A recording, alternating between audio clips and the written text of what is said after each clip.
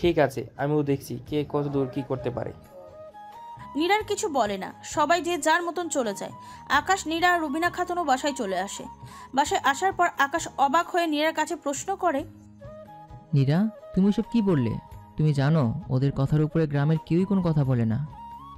দেখো, আমি যেসব বলেছি সেসবের কিছুই হয়তো আমি করতে পারবো না, কিন্তু তাদেরকে ভয় না দেখালে তারা আরও পেয়ে বসতো। সেই কারণে তাদেরকে দমিয়েছে ওইভাবে। আর এটা কেমন নিয়ম? উপযুক্ত কেউ কারোর বাসায় আসতে পারবে না? দেখো নীরা, গ্রাম আর শহরের মধ্যে পার্থক্য থাকে। সে যাই থাকুক, এমন নিয়ম কানুন বর্তমান সমাজে সাজে না। তাই বলে এমনটা করবে? আরে ছাড়ো তো ওইসব, এত ভেবে লাভ নেই। যাও গিয়ে ফ্রেশ হয়ে নাও। আকাশের কথাবার্তা না বলে ফ্রেশ হতে চলে যায়। এইভাবে আকাশ আর নীরা 3 দিন গ্রামে কাটায়। গ্রামে কেউ আর তাদের কিছুই বলে না। নীরার প্রথম দিনের কথায় সবাই দমে গিয়েছে। দুজনে গ্রাম থেকে বেরোনো শেষ করে শহরে চলে আসে। আকাশ শহরে এসে আগের চাকরি থেকে রিজাইন করে নেয়। পরের দিন সকালে সে নতুন চাকরিতে জয়েন করে। প্রথম দিন অফিসে তার ভালোই কাটে। অফিস থেকে করে খুশি মনে বাড়ির উদ্দেশ্যে রওনা হয়, কিন্তু মাঝপথে অনেক কয়েকজন লোক আকাশের রিক্সা থামিয়ে জবরদস্তি আকাশকে মাইক্রোর মধ্যে উঠিয়ে সঙ্গে করে নিয়ে চলে যায়। রাত বেজে যায় 10টা। আকাশের কোনো খবর নেই। আকাশ এখনও বাড়ি না ফেরায়। নীরা সন্ধ্যার পর থেকে আকাশকে বেশ কয়েকবার ফোন করেছে, কিন্তু আকাশের ফোন বন্ধ। আকাশের কোনো খবর না পেয়ে নীরার ভিতরটা ছটফট করছে। অন্যদিকে রাত 10টার কিছু সময় পর আকাশের হুঁশ ফিরে আসে। আকাশ আশেপাশে তাকিয়ে দেখে একটা রুমের মধ্যে তাকে চেয়ারের সাথে বেঁধে রাখা হয়েছে। সে একাই রুমের মধ্যে, সে ছাড়া আর কেউ নেই।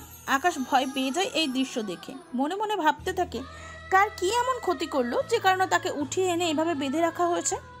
কোনো উত্তর সে খুঁজে পাচ্ছে না। এমন সময় কেউ একজন রুমের দরজা খুলে ভিতরে ঢোকে।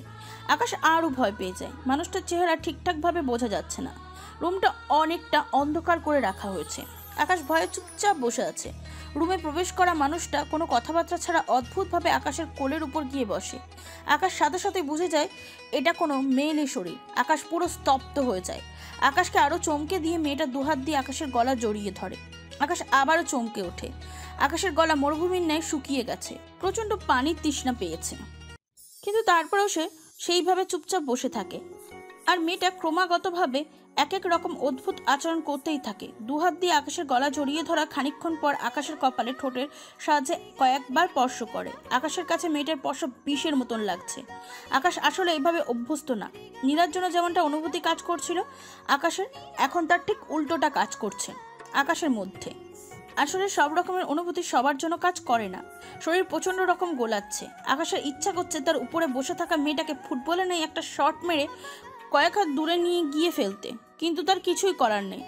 এখন মেয়েটার ইচ্ছাতেই সবটা ঘুরবে, তার ইচ্ছাতে কিছু যায় আসে না। মেয়েটা কিছু সময় আকাশের সাথে পাগলামি করে আকাশের উপর থেকে উঠে দাঁড়ায়। এরপর আকাশকে বলে, তুই দেখতে শুনতে বেশ স্মার্ট, তোকে দেখে আসলে লোভ সামলাতে পারিনি। তবে আফসোস, তোর সাথে খারাপ কিছু ঘটতে চলেছে। তবে কি ঘটতে চলেছে সেটা আমার জানা নেই, কিন্তু যেটা ঘটবে সেটা অনেক ভয়ানক কিছু। তুই হয়তো আর দুনিয়ার আলো দেখতে পারবি না।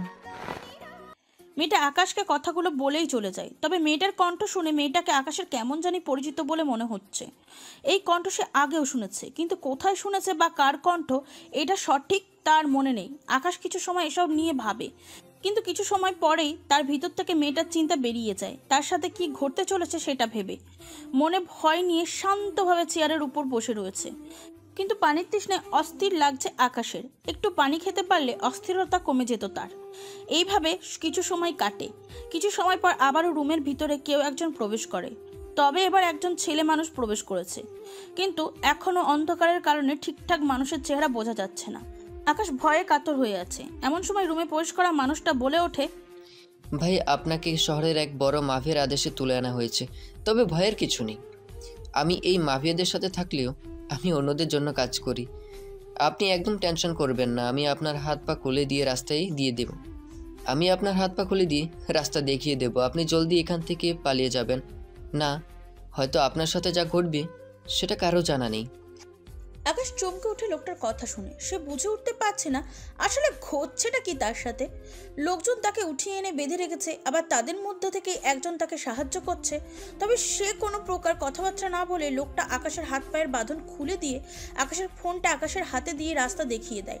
আকাশ লোকটা দেখানো রাস্তা মতন সেখান থেকে পালিয়ে চলে আসে।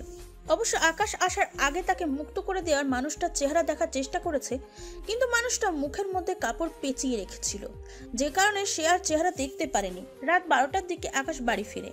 নীরা দরজা খুলে আকাশকে দেখে স্বস্তিতে একটা নিঃশ্বাস ফেলে, কিন্তু তার মাথায় হাজারো প্রশ্ন ঘুরপাক খাচ্ছে। নীরা সেসব প্রশ্নের উত্তর জানতে আকাশের কাছে কিছু জিজ্ঞাসা করতে যাবে, তার আগে আকাশ নীরাকে বলে, নীরা, আমাকে এক গ্লাস পানি খাও নীরা। নীরার কোনো প্রশ্ন না করে ছুটতে চলে যায় পানি আনতে। কিছু সময় পর পানি এনে আকাশের হাতে দেয়। আকাশ সোফায় বসে আছে। নীরা পানি এনে দিতেই আকাশ নীরা কাছে থেকে পানিটা নিয়ে গটগট করে সবটা পানি খেয়ে ফেলে। এত সময় ধরে আকাশের তৃষ্ণা মিটেছে। নীরা আকাশের পানি খাওয়া শেষ হলে গ্লাসটা আকাশের কাছ থেকে নিয়ে পাশে একটা জায়গায় রেখে আকাশকে বলে, এত সময় কোথায় ছিলে তুমি? আজ এত দেরি কেন করেছো? আকাশ নীরার প্রশ্নের উত্তরে কি বলবে সেটাই ভাবছে। তার সাথে যেসব ঘটেছে সেসব কি নীরাকে বলবে না এড়িয়ে চলে যাবে, আকাশ বুঝতে পারছে না। আসলে নীরাকে তার সাথে ঘটে যাওয়ার ঘটনা বললে নীরা যদি টেনশন করে, সেই কারণে আকাশের মধ্যে দোটানা কাজ করছে। কয়েক সেকেন্ড ভেবে আকাশ সিদ্ধান্ত নেয় সে নীরাকে কিছুই বলবে না। অযথা নীরাকে টেনশন দেওয়া তার মতে ঠিক হবে না, আর তার সাথে যা ঘটার সেটা তো ঘটেই গিয়েছে। তাই সে নীরার প্রশ্নের উত্তরে বলে, আসলে আজকে নতুন অফিসের প্রথম দিন ছিল, সেই কারণে আজকে বাড়ি ফিরতে একটু দেরি হয়ে গেছে। আচ্ছা, তা বুঝলাম, কিন্তু তুমি ফোনটা কেন বন্ধ করে রেখেছিলে? আমি তোমাকে কতগুলো ফোন করেছি, খেয়াল করেছো একবার? তোমার কি মাথায় এই সেন্সটা কাজ করেনি যে তুমি বাসায় একটা মানুষকে রেখে গিয়েছো? তুমি সময় মতো বাড়ি না ফিরলে সেই মানুষটা তোমার জন্য টেনশন করবে। সরি, আসলে ভুলে হয়তো ফোনটা বন্ধ হয়ে গিয়েছিল। ফোন ভুলে বন্ধ হয়েছে মানলাম, কিন্তু তোমার কি আমাকে একবার ফোন করে জানানোর প্রয়োজন বলে মনে হয়নি? সরি, আগামীকাল থেকে আর কখনো এমনটা হবে না। এবারের মতন ভুলটা আগামীতে আর কখনো করবে না। আচ্ছা। আকাশ নীরার কথার উত্তরে আচ্ছা বলে বিষয়টা শেষ করাতেই যাবে, তখনই নীরা কিছু একটা দেখতে পায়। সাথে সাথে নীরা আকাশের কাছে প্রশ্ন করে, তোমার দু হাতে এসব কিসের দাগ? দেখে তো মনে হচ্ছে কেউ তোমাকে অনেকক্ষণ যাবৎ ধরে বেঁধে রেখেছিল। আকাশ এটা সেটা বলে বিষয়টাকে এড়িয়ে চলে যেতে চাইছিল, কিন্তু নীরার কাছে সে ধরা পড়ে যায় হাতে থাকা রশির দাগের কারণে। আসলে আকাশকে অনেক সময় ধরে বেঁধে রাখার কারণে তার হাতে রশির দাগ বসে গিয়েছে। নীরাকে এখন সে কি উত্তর দেবে বুঝে পাচ্ছে না, চুপ করে উত্তর না দিয়ে বসে আছে। অপরদিকে নীরা তার কথার কোনো উত্তর না পেয়ে আকাশকে বলে, এই, তুমি এত সময় কোথায় ছিলে? সত্যি করে বলো তো, তুমি আমার থেকে কি লুকাচ্ছ? আর তোমার হাতে এসব কিসের দাগ? আকাশের কাছে আর কোনো রাস্তা নেই নীরাকে সত্যিটা বলা ছাড়া, তাই সে নীরাকে বলে, আসলে নীরা, সত্যি বলতে আমার সাথে আজকে একটা দুর্ঘটনা ঘটেছে। কেমন দুর্ঘটনা? আমি বিকেল অফিস শেষ করে বাড়িতে ফেরার সময় কিছু লোক আমার পথ আটকে আমাকে জবরদস্তি করে তাদের সাথে করে গাড়িতে উঠিয়ে নিয়ে একটা অন্ধকার রুমে চেয়ারের সাথে বেঁধে রেখেছিল। কি? তাহলে তুমি আমাকে শুরুতে মিথ্যা বলেছো কেন? আসলে তুমি টেনশন করবে তো, তাই শুরুতে বলতে চাইনি। আকাশের কথা শুনে নীরার মাথায় আগুন ধরে যায়। রাগে নীরার মুখ থেকে কোনো কথা বের হচ্ছে না। অবশ্য রাগটা আকাশের উপর নয়, আকাশকে যারা নিয়ে গিয়ে আটকে রেখেছিল তাদের উপর। নীরার ইচ্ছা করছে সেই মানুষগুলোকে জমের দুয়ারে পৌঁছে দিতে। নীরার রাগে কিটমিট করছে, এমন সময় নীরার আবার নজর যায় আকাশের কপালের দিকে। আকাশের কপালে লিপস্টিকের দাগ লেগে আছে। আকাশকে বেঁধে রাখার অবস্থা যে মেয়েটা আকাশের কপাল স্পর্শ করেছে, এটা সেই মেয়ের লিপস্টিকের দাগ।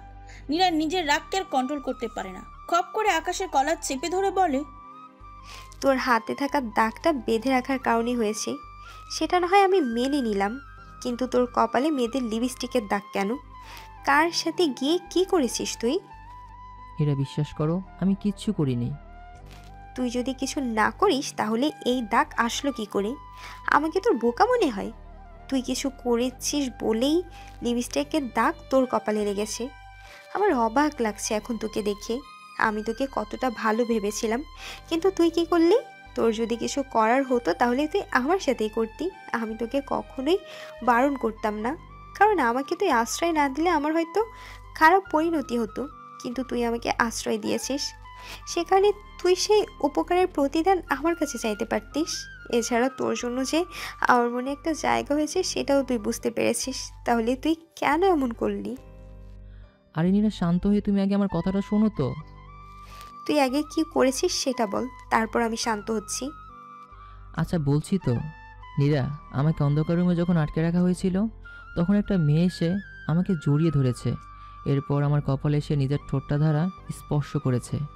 নীরা, বিশ্বাস করো, সেই মেয়ের স্পর্শে আমি বিন্দু পরিমাণ আমার মন সায় দেয়নি, উল্টোরও শরীরটা গুলিয়ে এসেছিল।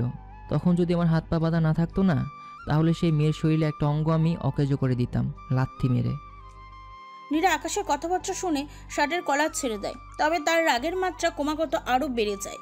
সে কোনো মতে নিজের রাগকে কন্ট্রোল করে বলে, খাবার রান্না করে রেখেছি, ফ্রেশ হয়ে সোজা খাবার খেয়ে নিবি। আমি রুমে গেলাম। কেন, তুমি খাবে না? খাওয়ার ইচ্ছে নেই, আর আমাকে নিয়ে তোর ভাবতে হবে না। তোকে যেটা বলেছি তুই সেটা কর। নীরা রেগে কথাগুলো বলে রুম থেকে অগ্রসর হয়। তখনই আকাশ পিছন থেকে গিয়ে নীরাকে জড়িয়ে ধরে বলে,